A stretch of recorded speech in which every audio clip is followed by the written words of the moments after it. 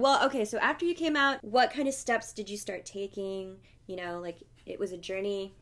Here's the steps. And you were, like, starting to understand what was going on and, like, finding the right vocabulary to, like, help you put everything into context. What's some of the steps that you, like, physically had to take? Well, I had to get a letter to get approval from a therapist if I could start hormones, which was nice. At that time, the WPATH standards had just changed. But what is WPATH for those who don't know? WPATH is the World Professional Association for Transgender Health. They're basically a collection of doctors, psychologists, psychiatrists, therapists from all walks of life all across the world who have come together and established standards for care for transgender individuals. And these are the most accepted standards. They do want to make sure that there is a vetting process to make sure that your feelings about yourself are genuine and that they aren't some other mental issue.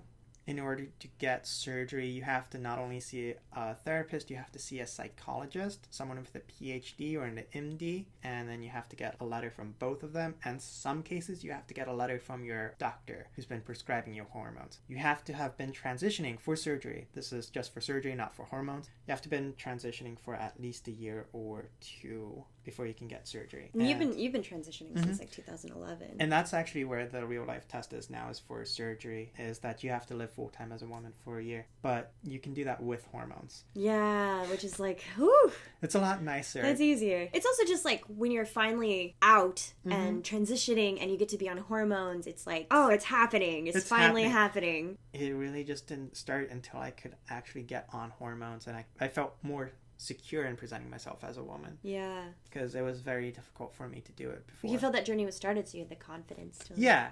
I was very happy about hormones. I know initially you didn't want to opt for gender reassignment surgery. You weren't sure? I wasn't sure.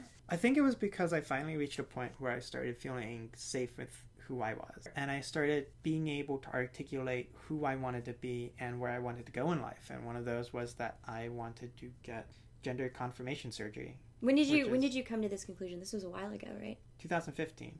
Definitely like 2 years ago. Yeah. 2 years ago now, 2015. You're like, I want to get this surgery. Yes, and so I started looking for a career so I could pay for it. And now you have a great career as a web designer. Yeah.